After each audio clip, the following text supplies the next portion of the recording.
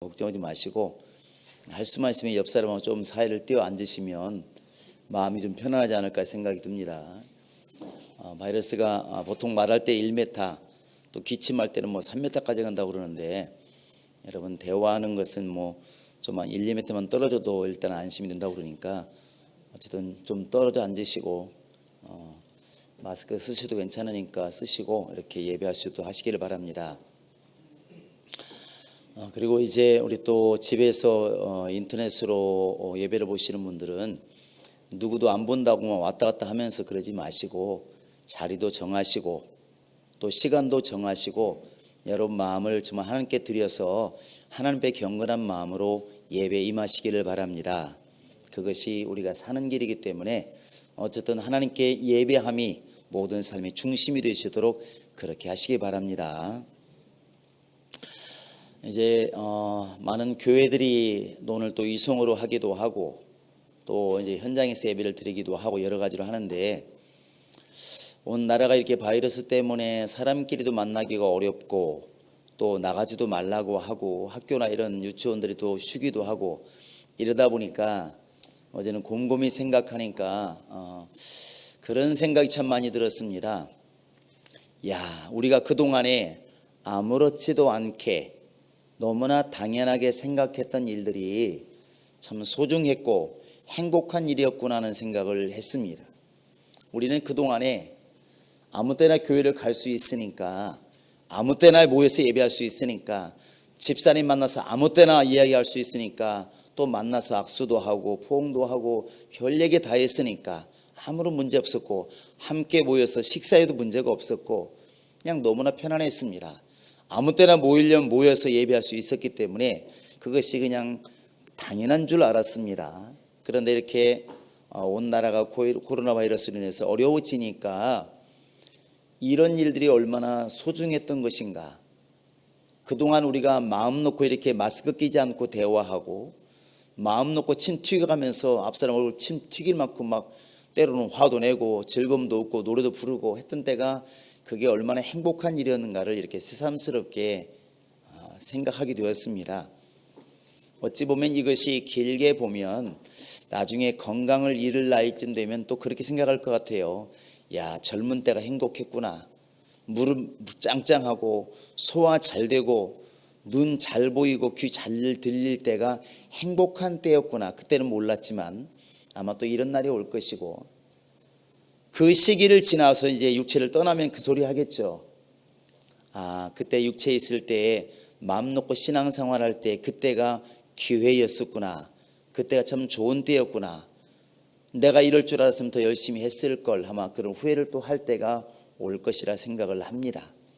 어쨌든 이런 생각을 해보면서 평소에 당연하게 숨쉬고 당연하게 만나고 당연하게 예배하고 당연히 교회 와서 그냥 아무렇지도 않게 성도들과 즐겁게 예배하던 그것이 참 큰 행복이었구나, 이렇게 생각이 들었고, 또 하나는 이제 요즘 시대에 이렇게 인터넷이 그나마 깔려 있어서 연약한 우리 성도들이, 또 아픈 성도들이 집에서 예배할 수 있는 길이 열렸다는 게 그나마 감사하다는 생각이 들었습니다. 인터넷이라는 게 없었으면 꼼짝없이 그냥 집에서 묶여서 혼자 찬송하고 그냥 예배하고 할 수도 있겠지만, 그거보다 함께 이렇게 우리가 화면을 보면서 같이 동참하면서 하면 훨씬 더 예배가 잘 이렇게 충만하게 끌릴 수 있는 길이 넓기 때문에 유리하다고 생각을 합니다. 물론 바이러스가 오기 전부터 우리 교회도 이미 몇 년 전부터 수요 예배 또 금요철야 주일날 이미 다 방송이 나가고 있습니다. 물론 어르신들은 또 이걸 어떻게 깔아야 되냐, 어떻게 봐야 되냐고 못 보지만 사실 보려고 마음 먹으면 다 보고, 또 실제로 지방 가신 분들도 보기도 하고 그렇게 함께 했습니다. 이때 우리가 생각하는 것은 어쨌든 그래도 우리 믿음의 사람들은 이런 예배를 소중히 생각하고 세상 사람에게 휘둘리지 않고 항상 예배 중심의 삶을 사는 것이 중요하다고 생각합니다. 더 나아가서 이러할 때에 이렇게 오늘 이제 예배를 인터넷으로 드리는 교회들은 또 현장에서 교회 드리는 예배들을 뭐라고 하고, 또 예배하는 교회들은 또 인터넷으로 하는 게 무슨 예배냐 또 이렇게 비난하고 그러는데, 교회끼리 그럴 필요가 없습니다. 이건 선택의 문제로 보시기를 바라고, 우리 행복한 교회들은 그냥 입 다무시고 기도해 주시면 좋을 것 같습니다. 무슨 아시겠습니까? 형제를 비난한 너는 누구냐, 성경을 이렇게 묻고 있는데, 우리가 인터넷으로 예배를 드린다고 되게 잘하는 것처럼, 또 우리가 현장에 와서 예배를 드리는 우리가 최고라고 말하는 것처럼 어리석은 것은 없습니다.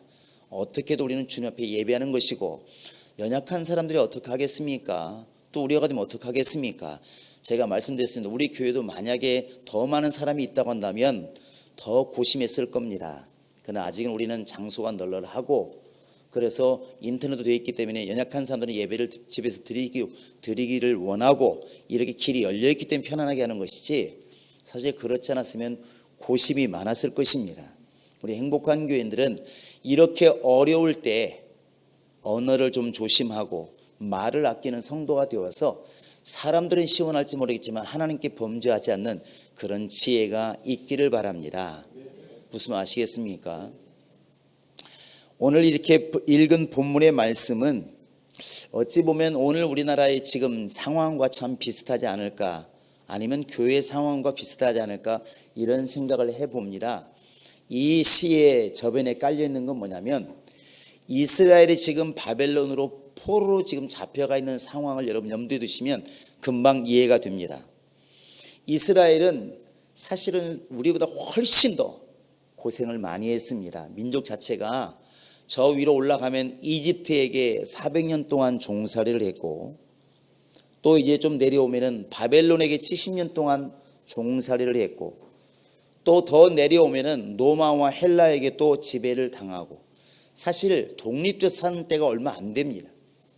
그런데 자기 나라에서 이렇게 억울하게 식민지 생활을 해도 사실 쉽지 않습니다. 우리나라가 이미 겪어봤잖아, 일본에게.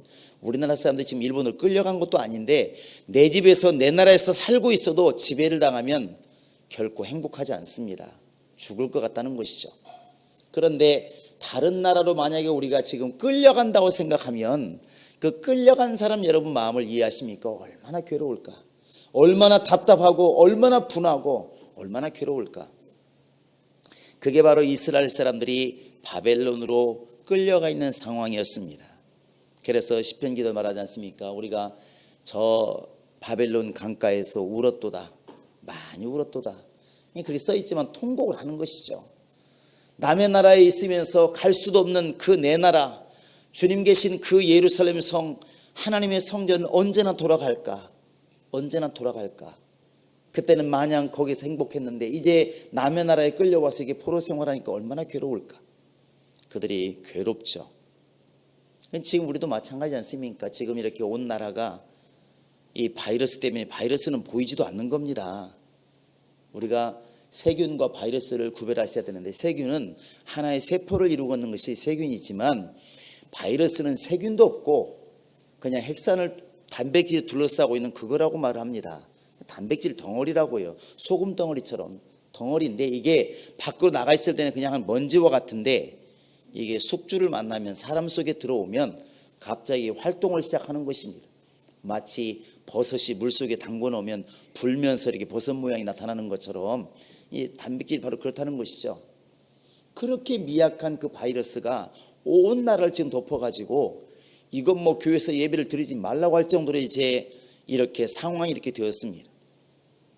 언제 끝날지도 모릅니다. 이게 그냥 일주일, 2주를 가면 그나마 다행인데, 만약에 여러분 이게 정말 최악으로 가가지고 한 달, 6개월 가버리면 어떡하겠습니까? 보통 일이 아닙니다. 지금도 벌써 교회뿐만 아니고 가게 하시는 분들 죽겠다고 지금 아우성치고 모든 게 지금 뒤틀리고 있습니다. 학교도 개학을 못하고 있고. 우리가 지금 어렵다는 것이죠. 이 상황을 어떻게 탈피할 것인가? 언제 끝날 것인가? 이게 지금 이스라엘 사람들하고 비슷한 환경입니다. 같은 상황은 아닌데 비슷한 형태라는 것이죠. 그래서 이스라엘 백성들이 꿈을 꾸는 게 뭐냐면, 하나님께서 언젠가는 역사하실 것인데, 언젠가는 우리를 돌려서 분명히 돌아가게 하실 것인데, 그때를 우리는 소망한다는 것입니다. 그래서 1절을 우리가 한번 읽어보시면 이렇게 그들의 감정을 이야기합니다. 시작. 여호와께서 시온의 포로를 돌려보내실 때 우리는 꿈꾸는 것 같았도다. 자, 2절도 한번 읽어보실까요? 시작. 그때 우리 입에는 웃음이 가득하고 우리 혀에는 찬양이 찼었도다. 그때 문나라 가운데서 말하기를 여호와께서 그들을 위하여 큰 일을 행하시다 하였도다. 이게 바로 하나님께서 70년 동안 바벨론에 있다가 이들을 해방시켜서 고레스 왕이 에스라 1장에 나와 있는 것처럼 너희 나라로 돌아가서 너희의 성을 세우라, 성전을 세우라 이렇게 명령했을 때에 그 눌리는 감정이 얼마나 기뻤을까, 얼마나 해방감을 느꼈을까. 사실 믿음은 일이 이루어졌기 때문에 기뻐하는 것도 있지만 이런 날이 올 것을 바라보는 그 믿음이 진짜 믿음입니다. 그래서 다니엘이 기도를 하잖아요. 다니엘은 어릴 때 끌려가서 그 해방될 때 같이 왔는데 70년 평생을 거의 바벨론에 살았습니다. 그가 다니엘서 9장입니까? 이렇게 하잖아요. 언제나 이 고난이 끝날까? 언제나 고난이 끝날까 하다가 예레미야 글을 보고 야 이게 70년이구나.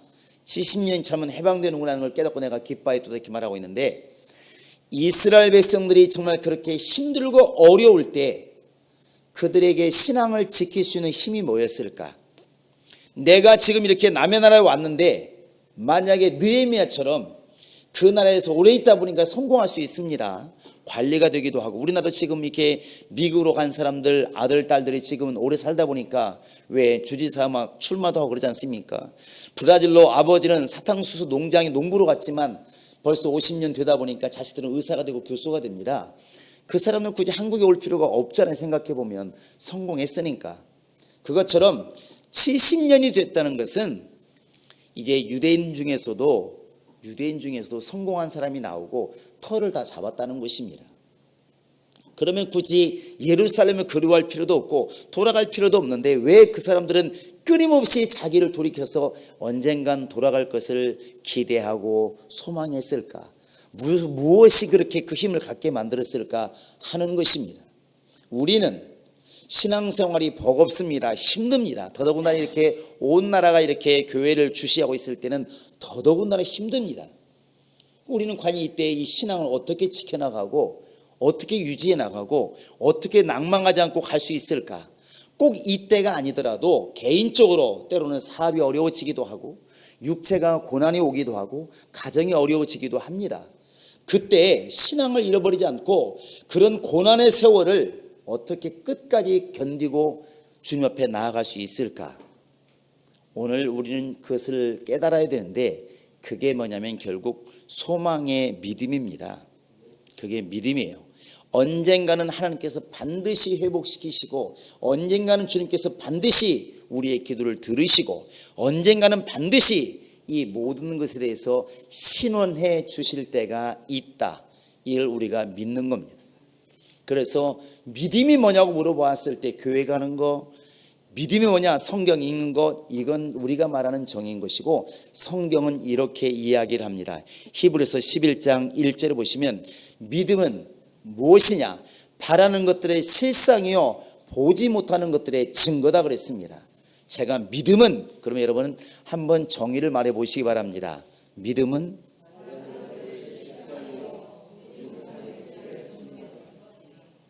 바라는 것들의 실상이요 보지 못하는 것의 증거가 뭐라고요? 그게 믿음이에요. 믿음은 눈에 보이니까 믿음이라고 말하지 않습니다. 돈이 있는데 네가 돈인 줄 아느냐? 이건 믿음이 아니라는 거예요. 내가 아무것도 없는데 내가 너에게 줄 것을 믿느냐? 아무것도 없습니다. 그때 난 당신 말을 믿습니다. 신뢰합니다. 이게 믿음이라는 것이죠. 믿음은 그래서 내가 바라보고 있는 것, 앞으로 이루어질 것을 미리 바라보는 거예요. 그것을 믿음이라고 얘기하는 것입니다. 오늘 이스라엘 백성들을 중심으로 생각해 보면 이런 겁니다. 지금 내가 정말 이 바벨론 포로로 지금 잡혀가 있습니다. 오늘 또 고생하고 내일 또 고생하고 그것이 1년, 10년, 20년, 30년이 되었습니다. 그런데 언제 해방될지도 몰라요. 그렇지만 내 마음속에 언젠가 하나님께서 나를 이끌어서 해방시켜서 다시 회복시켜서 저 예루살렘 성에 들어가게 만드시고 예배하게 만드시고 다시 하나님 앞에 제사할 수 있는 길을 열어주실 것이다. 오늘이 아닙니다. 지금 고생하고 있는데 그것을 보는 눈이 있습니다. 그게 바로 믿음이라는 거예요. 그게 소망이고 우리는 그 소망 때문에 기도하는 것입니다. 그것 때문에 기도하는 거예요. 이루어질 것을 미리 바라보고 기도하는 것이 그게 소망의 믿음이라는 것입니다. 바로 이스라엘 백성들이 70년 동안 견디면서 다짐한 게 뭐겠습니까? 하나님은 반드시 살아계셔서 우리의 기도를 들으시고 우리를 회복시킨다는 사실입니다. 여러분과 지금 나도 마찬가지입니다. 지금 힘들고 어렵습니다. 나라가 어렵기도 하고 교회가 어렵기도 합니다. 그러나 우리는 압니다. 하나님께서 언젠가 일하시고 응답하시면 분명히 이 모든 고난이 끝날 것이고 믿는 자들에게 있어서는 화가 변해 복이 되는 날이 있으리라 믿습니다. 그게 우리의 믿음이에요. 세상 사람은 환경을 보기 때문에 현실을 보기 때문에 이제 우리 죽었다 이러다 죽는 게 아닌가 현장을 보고 난리가 납니다. 그러나 우리 믿음의 사람들은 언젠가는 주님께서 이 모든 재난도 끝나게 하실 것이고 주님의 역사를 이루어서 복이 되게 하실 날이 있게 하시리라 믿습니다. 여러분 이게 우리의 믿음이에요. 우리 옆 사람에게 쳐다보지 마시고 침 튀니까 한번 이렇게 보시기 바랍니다. 집사님 내일은 잘 될 것입니다. 쳐다보지 말라고 했는데 금방 쳐다봤습니다. 내일은 잘 될 겁니다. 왜? 주님이 일하시니까, 주님이 역사하시니까. 이게 우리의 믿음이에요. 우리가 가지고 있는 믿음을 끝까지 승리하기 위해서는 내일을 바라보는 믿음 없으면 절대로 승리하지 못합니다. 단적인 예로 사업하시는 분들이 어려워지면 불신자들은 마지막을 생각합니다. 나는 죽었다 이제. 내가 10억이란 부도를 냈는데 이제 10억이란 빚을 지니까 내가 한 달에 300만 원씩 갚아도 이거 30년을 갚아야 되는데 나는 죽었다 이제. 갚을 길이 없으니까 나는 죽었다. 그런데 믿음의 사람들은 내일이 안 보이면 누구한테 갑니까? 대답이 나올 줄 알았어요. 아무리 마스크를 써도 소리는 내시기 바랍니다. 예수 믿는 사람이 마지막이라고 생각하면 가는 곳이 있습니다. 어디예요? 물론 육체가 교회를 오겠죠. 그러나 그때 찾아가는 곳이 누구냐면 예수님이십니다. 주님, 내가 지금까지 내 힘으로 최선을 다해봤고 내가 내 지혜로 최선을 다해봤고 내가 상식을 가지고 경험을 가지고 최선을 다해봤는데 안 되는 걸 알았습니다. 지금 내가 주 앞에 내놓을 수 있는 것은 이렇게 망한 사업밖에 없고 주님께 내세울 수 있는 것은 이게 빈손밖에 없습니다. 이게 내가 노력한 결과입니다. 하나님 이제부터라도 주님 나를 이끌어서 주님 때문에 성공하게 하시고 주님이 나를 먹이시고 나를 인도하소서. 나는 더 이상 갈 길이 없습니다. 주님이 길을 내주지 않으면 주님 나를 건지지 않으면 나를 살리지 않으면 더 이상 길이 없습니다. 이렇게 예수 믿는 사람은 사람들이 마지막이라고 하는 그곳에서 주님을 통하여 길을 찾습니다. 그게 진짜 믿음이에요. 여러분과 나의 믿음이 이런 믿음이 되었을 때 주님 오시는 날까지 신앙을 지킬 수가 있는 것입니다. 하나님은 우리가 움직이기를 원해요. 어떻게 움직이기를 원하십니까?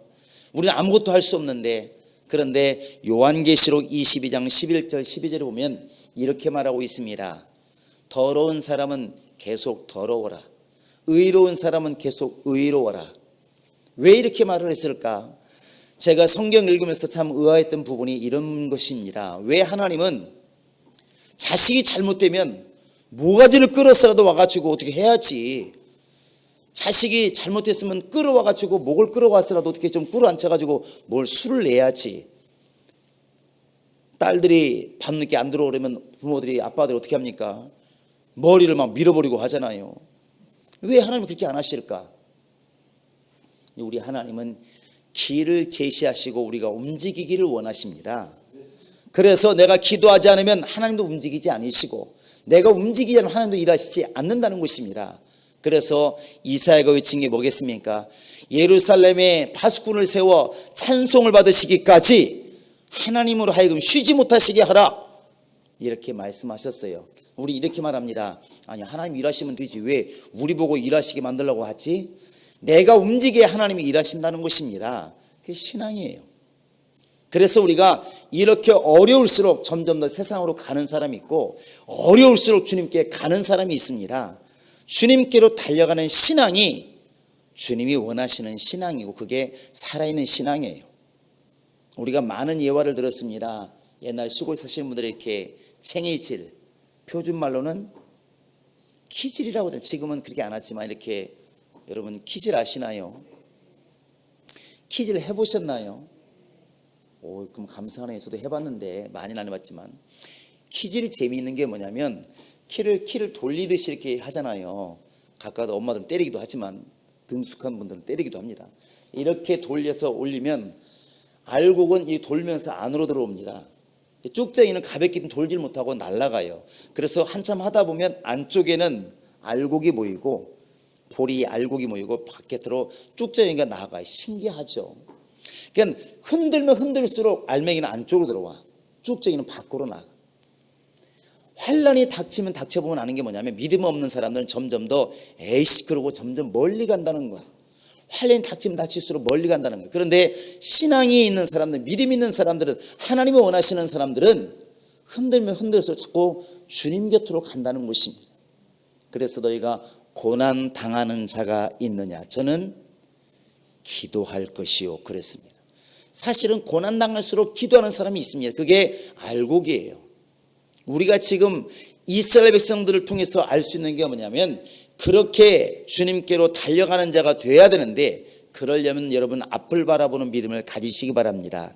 지금 힘들고 지금 어려운 게 아니라 앞으로 주실 것을 바라보고, 하나님이 명하실 것을 바라보고 달려가는 믿음이 있기를 바랍니다. 그래야 우리가 승리한다는 것이죠. 그런데 그러려면 우리가 오늘 말씀처럼 심는 역사가 있어야 됩니다. 심는 역사. 성경은 이렇게 말하잖아요. 한 알의 밀알이 그대로 있으면 그대로 있거니와, 그러나 땅에 떨어져 썩으면, 썩는다고 말했지만 사실 싹을 틔우면 이 말입니다. 한 알의 밀알이 땅에 심겨져서 제대로 싹이 나면 100배의 결실이 있느니라. 한 알이 심겨지고 안 심겨지고 이만큼 차이가 있습니다. 여러분은 지금 무엇을 심고 계십니까? 무엇을 심고 있습니까? 장래의 집을 위해서 여러분 적금 부을 수도 있고, 내 장래를 위해서 연금을 부을 수도 있습니다. 이것도 심는 거예요. 분명히 심는 거 맞습니다. 그러나 영적으로 우리는 무엇을 지금 심고 있을까 한번 이렇게 돌아보시기 바랍니다. 우리 한번 오늘 말씀에 5절 6절 보시기 바랍니다. 5절 6절입니다. 같이 한번 읽겠습니다. 시작. 눈물을 흘리며 씨를 뿌리는 자는 기쁨으로 거두리로다. 울며 씨를 뿌리러 나가는 자는 반드시 기쁨으로 그 곡식단을 가지고 돌아오리로다. 울며 씨를 뿌린다는 것은, 또 이렇게 정말 눈물을 흘리며 뿌린다는 것은 우리가 여러 가지로 생각해 볼 수 있는데, 첫째는 불확실에 대한, 미래에 대한 불확실에 대한 이런 두려움이 있다는 것입니다. 반신반의, 반절은 믿고 반절을 의심하는 게 누구나 있어요. 농부가 봄에 씨를 뿌립니다, 이렇게. 그런데 그 씨를 뿌릴 때는 거두고자 하는 욕심이 있으니까 뿌리는 겁니다. 여러분, 오이를 심었습니다. 뭘 먹고 싶어서? 오이를 먹고 싶어서. 벼를 심었습니다. 뭘 먹고 싶어서? 쌀을 먹고 싶어서. 그러나 쌀을 먹고 오이를 먹는다는 보장이 있어요, 없어요? 보장은 없어요. 중간에 태풍이 쓸어버리면 다 날아가는 겁니다. 저희 집도 80년도에 벼 하나 손대지 못하고 낫으로 피지 못하고 그냥 그대로 버린 적이 있습니다. 왜냐하면 10월 중순경 이렇게 벼가 올라와 싹이 꽃이 필 때 그냥 영어로 떨어져 버리면 냉해가 오는 바람에 아예 그냥 열매도 맺지 못하고 벼가 그냥 다 서서 죽었습니다. 봄에는 그런 걸 모르고 그냥 씨를 뿌렸던 것이죠. 여름에 거름 주고 비료 주고 잘 키웠습니다. 정말 키는 잘 컸는데 알곡을 맺지 못했어요. 그냥 버린 겁니다. 결국 이스라엘 백성들을 우리가 한번 생각해 보면, 자, 이제 포로 잡혀왔습니다. 남의 나라에 있어요. 너무 서글프고 억울하죠. 그럼 뭐라고 기도했겠습니까? 하나님, 이 포로 생활이 계속되게 하소서, 이렇게 기도했을까요? 그렇게 기도 안 했습니다. 하나님, 빨리 이 멍에 좀 벗겨주세요. 빨리 돌아가게 해주세요. 고향에 돌아가게 해주세요. 기도했을 것입니다. 네, 응답이 없어요. 1년, 7년, 10년, 20년, 30년, 40년 응답이 없어. 그러면 50년 지난 다음에 그 다음날 기도하는데 여러분, 기도가 얼마나 힘들까 생각해 보셨나요? 내가 지금 10년 동안 기도해 오는 게 있는데 응답이 없어.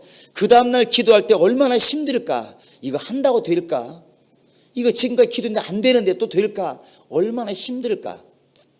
그래서 씨를 뿌리는 것은, 특히 영적인 씨를 뿌리는 것은 어렵습니다. 반신반의가 맞는 거예요. 또 하나의 뜻이 뭐냐면, 결국 이 정말 눈물을 씨를 뿌린다는 것은 우리 성도들로 보았을 때 이 고난이 언제 끝날지를 모르기 때문에 불안하다는 것입니다. 그래서 성도들이 심는 일에 인색한 것은 신앙이 없어 그런 게 아니고 이것이 확신이 서지 않기 때문에 어려워지는 것입니다. 우리 주님은 불현듯이 갑자기 역사하시는 분이 하나님이십니다. 그러니까 어느 날 갑자기 주님이 역사하시면 우리도 상상하지 못하게 주님의 일들이 벌어지잖아요. 이번 교회의 신천지가 드러나는 것이나 IS가 무너지는 것이나 신기하죠. 나라가 세워지기도 하고 나라가 망하기도 합니다. 근데 그게 엄청난 일 때문에 그런 것이 아니라 너무나 갑자기 이런 일들이 많이 벌어집니다. 우리가 지금 이제 성도들이 고난을 당할 때 낭망하지 말고 실망하지 않고 소망 가운데 기도하고 있으면 이런 일들이 벌어지는데, 그런 즐거움으로 기쁨의 단을 거두기 위해서 우리가 오늘 해야 될 일이 있습니다. 그건 뭐냐면 심는 거예요. 심는 겁니다. 사람이 무엇으로 심든지 심은 대로 거두리라 그랬습니다. 한번 해보시겠습니다. 심은 대로 거둔다. 우리나라 속담에도 콩 심은 데 콩 나고 팥 심은 데 팥 난다고 그랬습니다. 하나님이 우리에게 원하시는 게 뭐냐면 많은 것을 가지고서 오라는 게 아닙니다. 있는 것을 심으라는 거예요. 있는 것을 심으라는 것입니다. 근데 우리는 주면 심겠다고 얘기를 하는 거예요. 여러분, 예수님 보시면 우리가 답이 나오지 않습니까? 예수님이 5천 명이 먹을 것을 주고 나서 야, 나눠 먹으라 이렇게 했습니까? 아니면 있는 것을 가져오라고 했습니까? 있는 것을 가져와라 이렇게 말을 했어요. 있는 것을 가져와라. 하나님의 성전이 세워질 때 출애굽기 35장 36절에 보시면 너무나 많은 사람들이 귀걸이에 금고리를 가져와 가지고 남을 만큼 가져왔습니다. 하나님께서 하나님의 전을 세울 때 뚝딱 해가지고 금을 주면서 세워라 그랬으면 얼마나 좋았을까. 왜 가난한 그 이스라엘 사람들, 자기 나라도 없이 나온 사람들, 그들의 귀걸이나 반지나 그것을 가져오라고 해가지고 성전을 지었을까? 주님께서는 심으라는 겁니다. 심으라는 거예요. 사람이 무엇으로 심든지 심은 대로 거두리라. 이게 성경이 우리에게 지금 일러주고 있는 믿음이에요. 울며 씨를 뿌린다는 얘기는 넉넉하지 않다는 겁니다. 힘들다는 것입니다. 어렵다는 것입니다. 그래서 여러분, 건강을 얻으려고 하시면 주 앞에 뭐 하시라고? 여러분, 몸을 심으라는 겁니다. 몸으로 봉사를 하라는 거예요. 봉사하면 하나님께서 건강을 줄 수 있는 길이 열린다는 것입니다. 물질로 어려울 때 여러분, 물질을 심으시기 바랍니다. 과부의 두 랩돈 아마 그 당시에 예루살렘 성전에 큰 돈 아니었을 겁니다. 그거 뭐 어떤 그 노동자의 반나절 품삯밖에 안 된다고 그러는데, 오늘로 말하면 뭐 몇만 원, 1, 2만 원 되겠지. 그 돈 가지고 뭐 교회가 얼마나 큰 유익이 있었겠습니까? 그런데 주님은 귀히 여기시는 게 뭐냐면, 돌려줘야 되는데 귀히 여기시는 것은 그 과부가 심고 있는 것을 보고 있다는 것입니다. 하나님은 지금 그 어린아이가 가지고 온 도시락, 떡 5개, 물고기 2마리, 이건 혼자 먹어도 배고플 거예요. 그런데 심으라는 거예요. 가져오라는 겁니다. 그것이 예수님께 심겨지니까 5천 명이 먹고도 남습니다. 여러분, 내 죄가 예수께 와서 고백되어지면 바로 주님께서 내게 죄를 용서하시는 바로 열매를 주십니다. 내가 기도를 주님께 심으면 주님께서는 응답을 허락하십니다. 내가 정말 예수 앞에 낭망을 심으면 주님께서 내게 소망을 주십니다. 할렐루야. 예수께 내가 무엇을 심느냐에 따라서 주님은 내게 모든 것을 허락해 주신다는 것입니다. 신기해요. 여러분, 우유를 먹는 사람하고 우유를 돌리는 사람하고 누가 건강한 것 같아요? 물론 둘 다 건강하겠죠. 우유 먹어서 아프다고 그러면 안 되니까 건강할 텐데, 실제로 보면 우유를 돌리시는 분들이 건강합니다.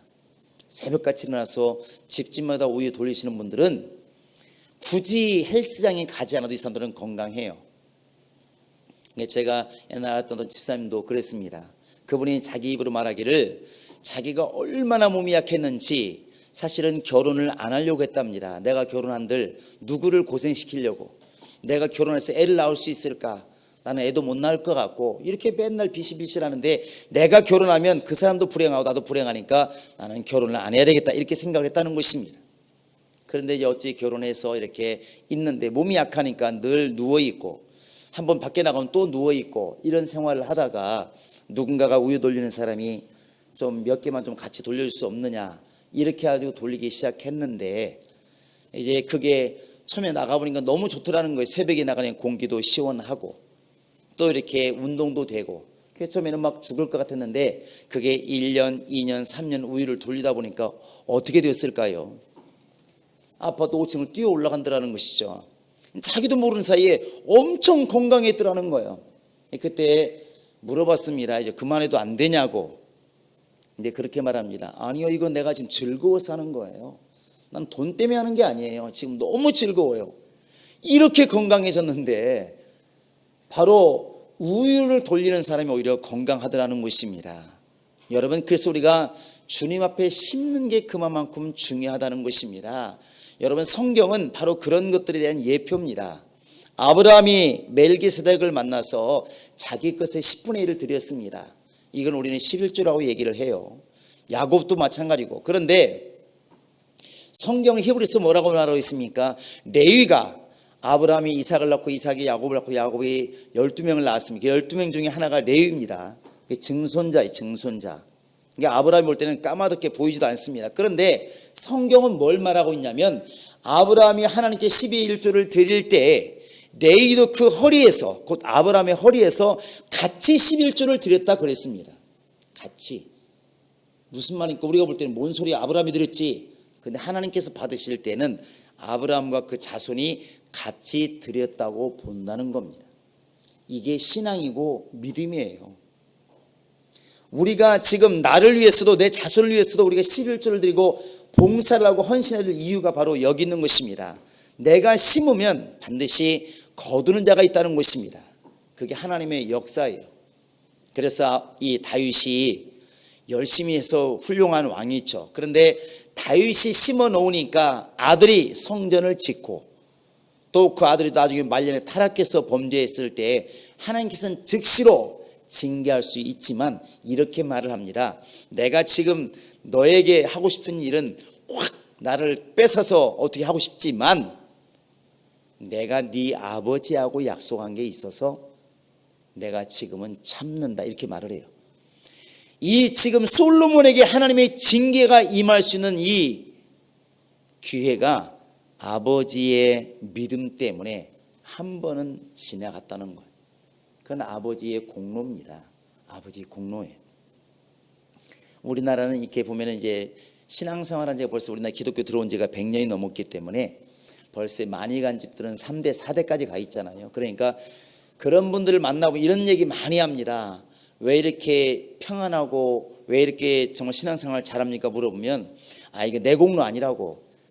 우리 어머니가 시골에서 그 추운 날에도 교회 종치려고 얼마나 애를 썼고 시계도 없으니까 미리 가서 기다리고 얼마나 애썼는지. 우리 엄마 아빠는 또 이랬다 저랬다 뭐 사교식 매일 다니면 새벽 기도했다, 이런 얘기 많이 하잖아요. 그때 심어놓은 기도가 아마 지금도 싹이 나고 있는 것 같다고, 우리가 그걸 느낀다고, 이런 고백들을 많이 합니다. 간증을 많이 해요. 이건 신앙인들만이 이해하는 부분입니다. 이건 영적인 부분이기 때문에 불신자들에게 말하면 웃긴다고 얘기를 해요. 여러분과 지금 나는 이 믿음을 보셔야 됩니다. 울며 씨를 뿌리러 나가면서 씨를 뿌리는 사람들은 반드시 기쁨의 단을 거두리로다. 내가 지금 하나님께 헌신한 게 있고 봉사한 게 있고 하나님을 위해서 내가 열심히 노력하고 시간을 들이고 뭔가 심은 게 있어야 주님은 나를 통해서 열매가 있게 하신다는 사실입니다. 그래서 우리 성도들은 입술에 열매가 있도록 예수를 말씀하셔야 되고, 주님께서 여러분의 건강을 도우실 수 있도록 여러분 몸을 움직이셔서 교회를 도우셔야 되고, 하나님이 물질의 물꼬를 열 수 있도록 물질로도 여러분 주 앞에 쓰임 받으시기를 바랍니다. 그게 심는 거 아니겠습니까? 그 바벨론 땅에 있는 사람들이 에이 틀렸어, 언제 돌아가겠어, 끝났어, 이제 우리는, 이런 식이었다면 주님이 역사할 길도 끝나는 것입니다. 그러나 그들이 비록 몸은 다른 나라에 있어도 언젠가는 주님께서 역사하실 거야, 다니엘처럼 하루에 3번씩 끊임없이 돌아갈 날을 사모하면서 예루살렘 바라보고 기도했을 때 그 꿈이 반드시 이루어지더라. 그게 열매입니다. 어떻게 이루어지느냐? 네게브 사막에 막 비가 와가지고 갑자기 물이 흐를 때 풀이 나고 꽃이 나고 열매 맺은 것처럼, 엉겹결에 그렇게 일어난 것처럼 그런 역사가 일어나더라 하는 것입니다. 여러분, 우리나라가 많이 지금 어렵고, 이것은 나라뿐만 아니라 우리 개인도 앞으로 어떻게 어려울지 모릅니다. 그러나 중요한 것은 우리에게 지금 유대인과 같은, 지금 바벨론에서 기도하는 유대인과 같은 그런 믿음이 있는가? 울며 지금도 씨를 뿌리는 역사가 있는가? 지금 오늘 현실을 보면 이것을 뿌리는 것이 낭비하는 것 같고 그냥 헛고생하는 것처럼 보이지만 울면서 씨를 뿌리는 역사가 있는가? 이것이 있을 때 우리에게는 내일이 주어지게 되는 것입니다. 살아서 씨를 뿌리면, 믿음의 씨를 뿌리면 우리가 이 땅을 떠날 때 영생의 열매를 거두는 것이고, 물질로 심으면 물질로 거두게 되는 것이고, 육체로 심으면 육체로 열매를 거두게 되는 것입니다. 여러분, 바로 무엇으로 사람이 심든지 그대로 열매를 거두리라. 이건 예수님의 말씀이고 성경의 말씀이고 하나님의 말씀입니다. 여러분, 이 어려울 때 더 많이 기도하시고 더 많이 심으시고 하나님께 더 많이 가까이 달려가는 모든 성도가 될 수 있기를 주님의 이름으로 부탁을